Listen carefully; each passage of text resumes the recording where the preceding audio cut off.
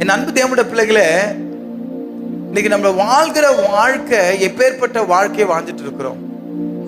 நிலைத்திருக்க வேண்டும். எதுக்காக ஆண்டவர் சொல்றாருன்னா,